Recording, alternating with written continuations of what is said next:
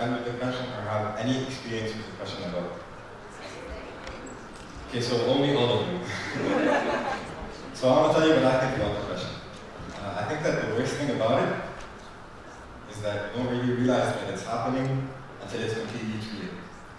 And for someone who has depression, it's really not like a burning building and you can see some of the pieces fall. It's more like a rock in the ocean and there's waves working on it. So you don't see the little pieces of rock fall, you just see the whole rock collapse into the ocean. It starts out slow and then it goes all at once. Statistically speaking, 80% of the people in this room are going to suffer from some form of depression. And some of the symptoms look like not wanting to go out, not wanting to do anything, eating too much, eating too little, sleeping too much or sleeping too little. All of these have a major effect on your life. And for some of you who don't really understand what I'm saying, let me try and help you out. For someone with depression, every day is like one of those days where you wake up and you just want to stay in bed. Or in those days where you have so many assignments, so much work, so many exams, and you just end up doing nothing because it's too much for you. The stress just makes you freeze. Or maybe even one of the days in the middle of the summer, we have no stress, but still, when your friends call you and ask you to go out to your favorite place, it just doesn't feel like it's going to be fun. And even more than that, people with depression, their whole lives, they start losing texture, they start losing color. Everything's just bland and gray. And all of these are called the symptoms of depression. And what they could do, they could result in someone who has to speed or threaten their lives in some kind of way just to feel alive, feel any sort of emotion. Or maybe someone who cuts their own skin just so they could feel in control of how their emotions work. But that's not the story, or the point of the speech. The point is the story I'm about to tell you. The story is something that really affected my life. I asked one of my friends what it was like to live in a home where depression was normal. And she told me something that I will never be able to forget. She told me a story of her mother and father. And my friend, her mother, she was diagnosed with clinical depression years before this incident. And in their home, they were used to a lot of abuse. They were used to broken glass, broken furniture, and they were used to a lot of bruises. In this particular fight, her mom and her dad were fighting and there was broken glass everywhere. Herself and her brothers were in a room and they were waiting for the fight to be over. All of a sudden, the screaming stops and her mother, she falls down amid the broken glass. She looks up at the clothing and at this point, the whole house is silent. And she says, I want to die. And it starts out like that, like a whisper. But she keeps repeating it and it starts to become a scream that rings in everyone's ears. And she grabs a piece of glass and she runs to the room. She locks the door. And it's the loudest silence that house will ever hear. But her brother, he breaks down the door and they find her mother trying to slice open her wrists. And so they take away the piece of glass.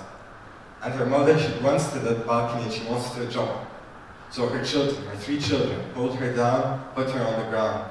All the while, the mother is screaming, I want to die, just let me die.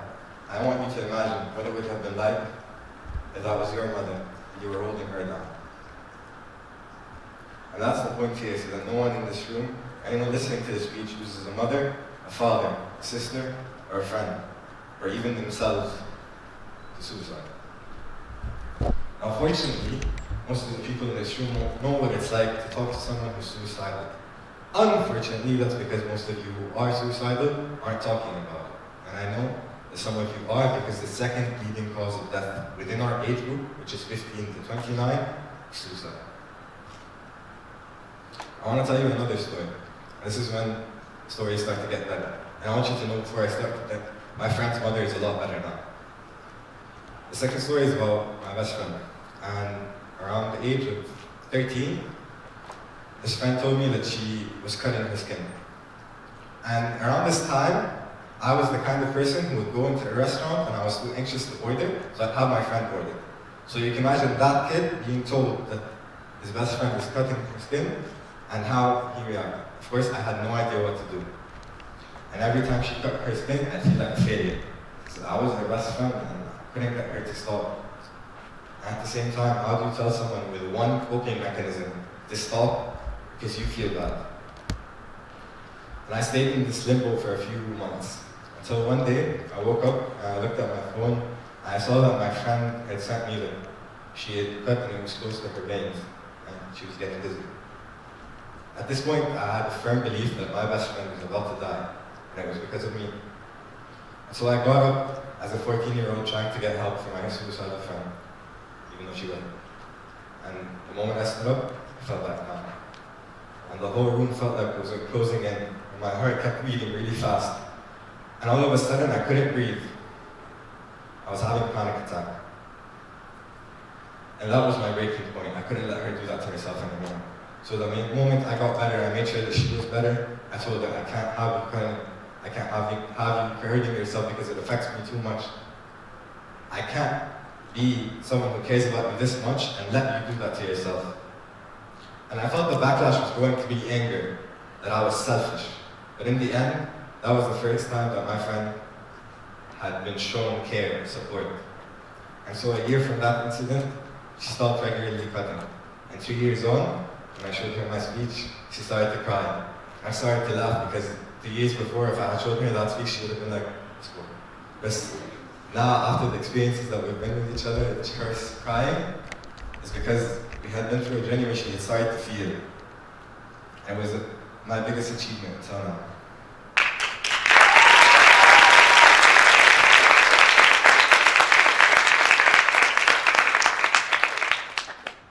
And now for the third story. This is, again, one of my close friends. And I promise you that I was not the cause of all of my friends' horrible lives. My third friend, one day, she texted me and she told me that she was on her rooftop and she made a video that she was going to kill herself and why she was going to kill herself. And when she told me why she didn't, it was because her school bus came and she decided to go to school. When she told me that, I didn't really know how to react, so I just told her to please not do that, to please not leave me.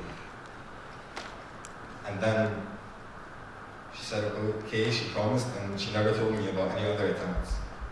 But during the time, for the 2 years where she was depressed or sad, every time I'd call her to check up on her and she wouldn't answer, I'd imagine someone else picking up, telling me that she had killed herself.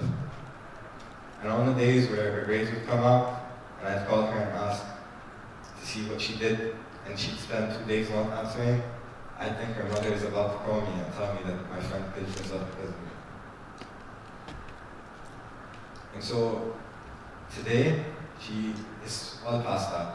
So I had to ask her how she moved from someone who's suicidal to someone who's healthy. Because I wanted to convey that in order to be able to help anyone. And I expected her to tell me that it was because of faith, because of God. I expected her to tell me it was because of something huge.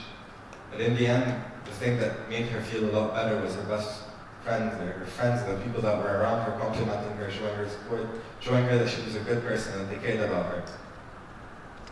And I remember when she told me, I thought, wow, those are amazing friends. And I want those friends. And then she just stopped and she looked at me funny, like, what are you talking about? And I said, those friends sound amazing. She said, I was talking about you. So I started to remember over the next couple of weeks, and I started to remember how she had gotten a good grade. I was telling her that was amazing, and I'm so proud of you, and you worked so hard, you deserve this. Or maybe when she had a fight with her mom and she told her why she was upset with her and she confronted her, I tell her, this is amazing, this is great, I love you, this is great. And those small shows of support were enough, not just from me, but from her other friends. But even if I just contributed to a small part, I'm still proud that I helped her on that journey. And so that's the point. The point is that support, no matter how little, is very important. And the support, what I'm talking about, is called unconditional positive regard. And psychologists say that this is a building factor so that someone can become a fully functioning individual. So what is unconditional positive regard? It's love or support that does not depend on the person's action.